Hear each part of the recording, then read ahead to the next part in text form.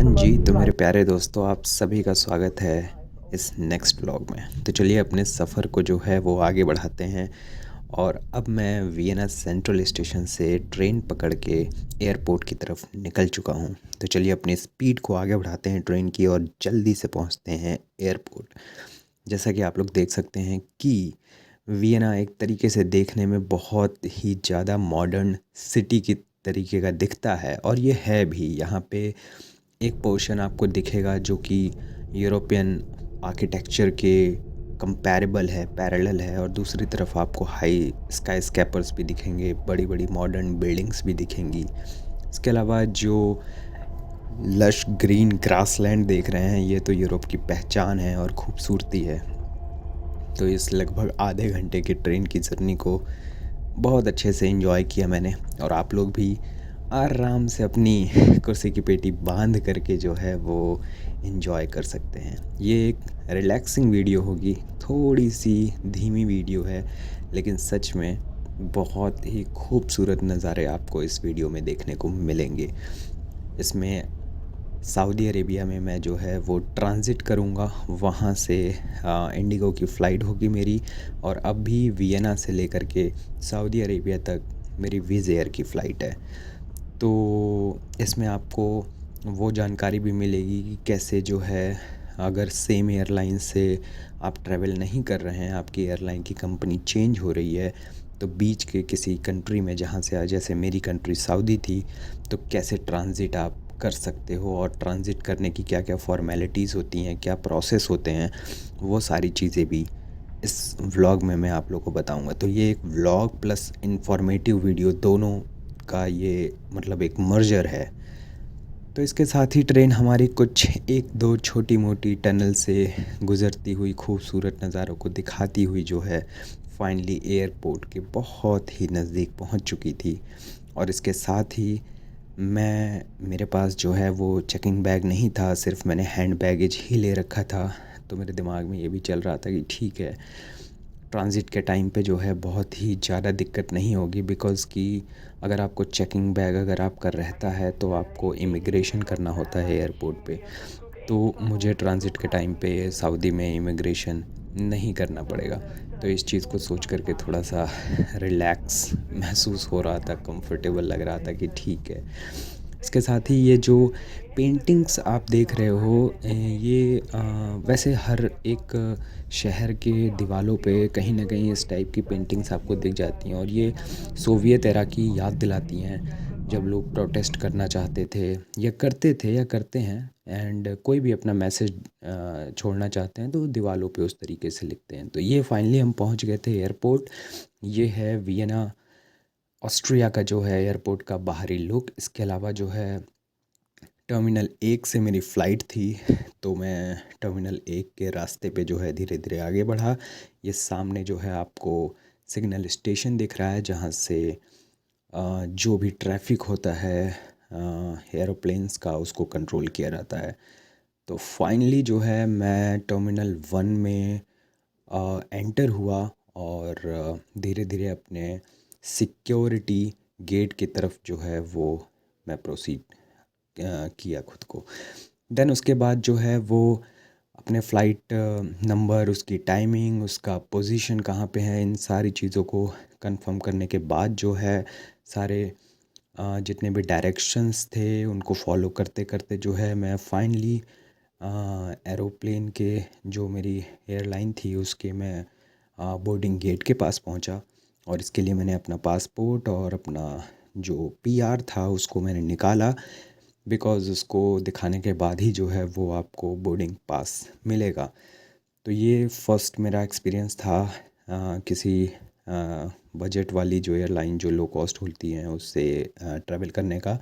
Then finally मैंने अपना जो है बोर्डिंग पास लिया, और इसके साथ ही मैं सिक्योरिटी प्रोसेस के तरफ जो है वो मूव किया। तो अपने बोर्डिंग पास में जो है हमारा जो बार कोड था, उस बार कोड से स्कैन करके जो है वो हमें अपना गेट मुझे जो है ओपन करना था, तो मैंने वो किया। देन उसके बाद फाइनली मैं पहुंचा सिक्योरिटी के पास। और सिक्योरिटी में वैसे ज़्यादा टाइम नहीं लगा क्योंकि बहुत ज़्यादा लगेज नहीं था मेरे पास, जैसा कि मैंने आपको बताया। देन सिक्योरिटी पास करने के बाद जो है फिर से मैंने एक बार अपना गेट नंबर देखा फ़्लाइट का, और आगे जो है वियना का ड्यूटी फ्री ज़ोन शुरू होता है, जहाँ से अगर आपको शॉपिंग वगैरह करना चाहो तो वो सब कुछ आप कर सकते हो। इसके अलावा जो है मैं वैसे शॉपिंग में तो मैंने एक दो कुछ चॉकलेट्स वगैरह ली, एंड घर के लिए, दोस्तों के लिए कुछ सामान भी मैंने लिया। देन उसके बाद फाइनली मैं पहुंच गया अपने अल्टीमेट डेस्टिनेशन बोर्डिंग गेट के पास। तो यहाँ पे मुझे जो है थोड़ा सा अपना मोबाइल वगैरह और कैमरा वगैरह चार्ज किया मैंने। देन उसके बाद अनाउंसमेंट हुआ ऑन बोर्डिंग के लिए। देन उसके बाद जो है मैंने अपना एक फ़ाइनल मैंने देखा कि क्या क्या चीज़ें जो हैं वो मैं रख लेता हूँ अपने जेब में, और क्या क्या चीज़ें बैग में फ़ाइनली पैक कर लेता हूँ।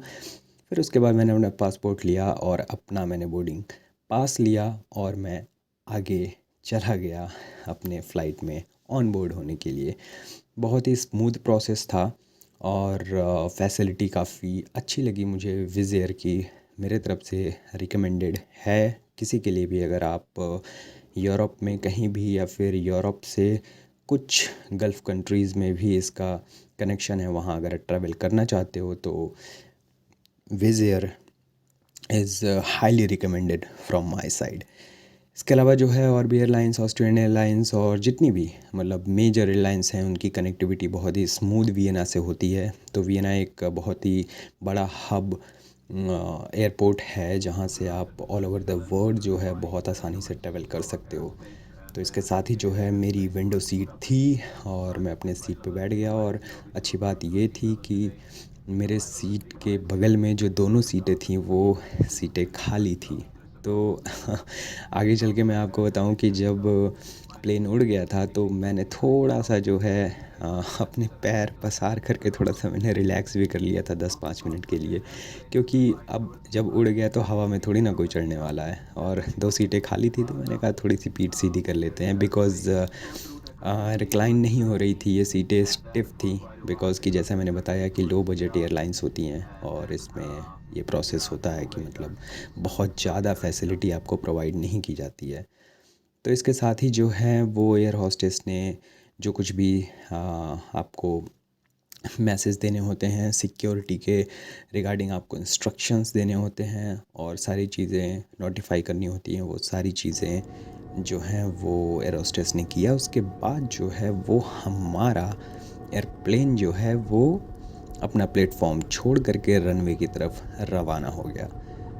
तो बस इंतज़ार था कि ये जर्नी कैसे भी करके, कितनी भी जल्दी करके जो है वो कंप्लीट हो, और मैं पहुंचूं इंडिया में, जो कि मैं लगभग लगभग 1 साल बाद जा रहा था। तो ये फाइनली जो है वो हम रनवे पे आ गए, और रनवे पे आने के बाद जो है तुरंत ही एरोप्लेन ने अपनी स्पीड पकड़ी, और जस्ट चंद सेकंड के अंदर ही जो है वो हम चले गए आसमां में। बहुत ही खूबसूरत नज़ारा था।